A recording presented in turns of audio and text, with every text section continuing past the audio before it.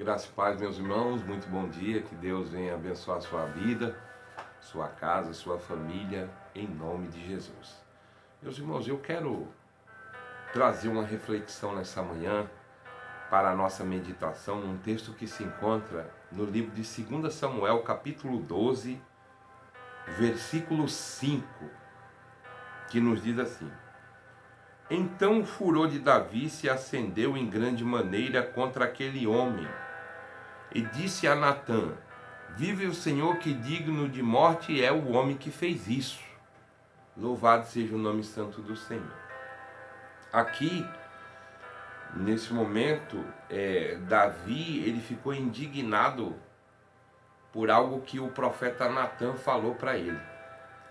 E no início do capítulo 12 vai dizer que havia em uma cidade um homem muito rico, dono de muitas ovelhas e muitas vacas, e tinha um também pobre que não tinha coisa alguma, a não ser uma cordeira de estimação que não era criada para abate, tanto que foi criado junto com a família, com os filhos, comia do bocado que eles comiam, bebia da bebida que eles bebiam e dormia no regaço deles ali dentro de casa. Era uma cordeira de estimação. E vindo um viajante até aquele homem rico que tinha muita riqueza, muita vaca e muitas ovelhas, aquele homem rico mandou matar aquela cordeira de estimação daquele homem pobre. E quando Davi, ele ouviu o profeta Natã falando isso, ele ficou enfurecido, ele ficou irado, né? Então o furor de Davi se acendeu em grande maneira contra aquele homem, e disse a Natã: Vive o Senhor, que digno de morte é o homem que fez isso. Só que Davi, ele se indignou, ele se irou, mas em nenhum momento aqui ele imaginou que aquilo que Deus estava falando através da vida do profeta Natã era para ele.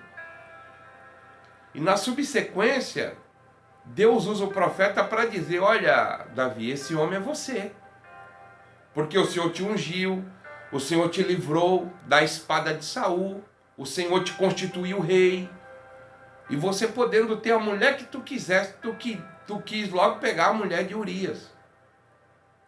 E lá atrás, no capítulo 11 de 2 Samuel, tem a história que o exército de Israel estava na guerra e Davi estava no palácio. Quem sabe dando um cochilo, depois do almoço ele se despertou daquele cochilo e foi dar um passeio no terraço, onde ele avistou uma mulher muito bonita, tomando banho, se banhando ali, que era Batseba. E ele chamou um dos servos e perguntou: Quem é aquela mulher ali? Aí ele falou: Não, aquela é a mulher de Urias. E mesmo assim ele mandou chamar ela. E se deitou com ela. E um detalhe, que ela tinha se purificado há poucos dias da sua menstruação. Então ela estava num período fértil. E o que aconteceu? Inevitável, ela engravidou. Aonde estava o marido dela? Guerreando pelo exército de Israel e por Davi, que estava em casa ali. Aqui a gente tira muitos ensinamentos. Que quando você está ocupado nas guerras, nas devidas guerras, você não tem tempo para olhar para onde não deve olhar. Já começa por aí. Então Davi, ele chamou Batseba consciente, é um pecado consciente.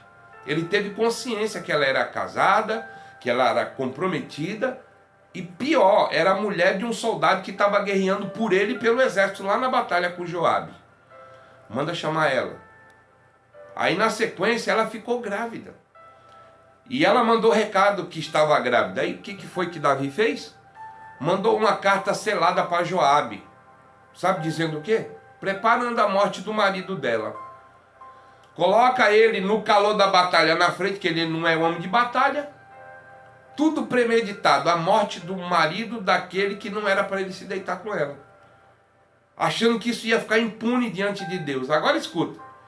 Mandou uma carta selada para Joabe, para colocar Urias na frente da batalha. E assim aconteceu como ele planejou. Planejou a morte de Urias. Porque quando esquentou a batalha, aí Urias morreu. Porque ele não era homem de frente, ele era homem de retaguarda. Parecia que estava tudo normal, né? Tudo resolvido, pecado cometido consciente, premeditação da morte do marido da moça, da Batseba, e ela esperando um fruto daquele pecado, daquele adultério.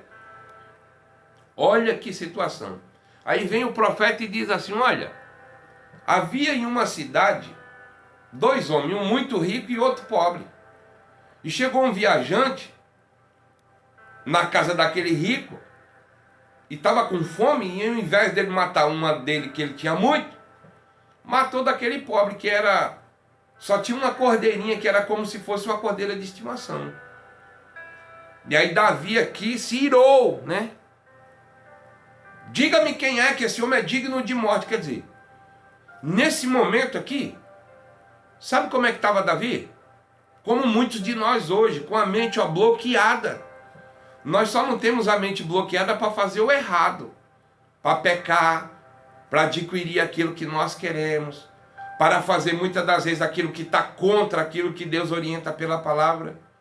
Então Davi aqui, ele estava com a mente cauterizada, porque em nenhum momento ele não imaginou que era Deus falando através do profeta com ele. Não, era uma parábola que Deus usou o profeta Natan, mas a mente dele estava bloqueada ao ponto de dizer, esse homem é digno de morte, ele vai ter que retribuir 4 vezes mais. Mas ele estava dando a sentença dele mesmo, eu sou digno de morte. Mas ele estava dando a sentença para ele, mas sem saber, com a consciência bloqueada. Às vezes assim acontece com nós.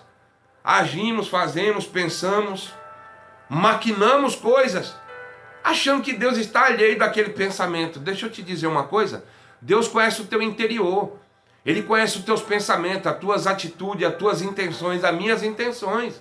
Então não tem para onde fugir de Deus. Senhor, o salmista no Salmo 139, para onde fugirei do teu espírito? Se eu for aí no céu, aí está o teu trono. Se eu for para a profundeza do mal, o Senhor me contempla, para o céu, no cemitério, até ali, Senhor, os teus olhos me contemplam. Aí Davi reconheceu o seu pecado.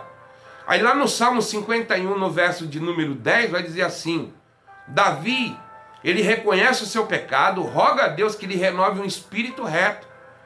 E no versículo 10 do capítulo 51 de Salmo diz assim, cria em mim, ó Deus, um coração puro e renova em mim um espírito reto. E não aparte de mim a tua presença e não retire de mim o teu Espírito Santo. Porque eu tenho pecado contra ti dia após dia. Mas segundo a multidão das tuas misericórdias, me perdoa. Ele reconheceu. Nesse texto a mente dele estava blindada quando Natan falou. A consciência dele estava cauterizada.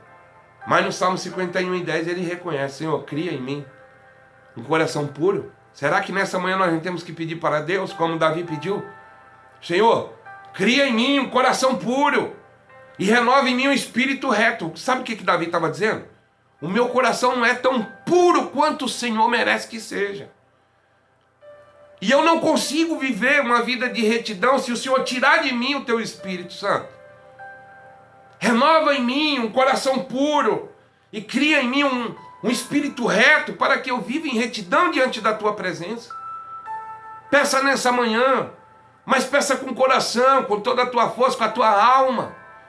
Deus, tira toda a blindagem da minha mente, da minha consciência, da minha alma, do meu espírito, para que eu veja a tua presença, que eu tenha esperança de mudar, de ser transformado, de ter uma vida abençoada, um casamento abençoado, um ministério em vivificação, não um ministério adormecido, morto, sem a presença do Senhor na minha vida.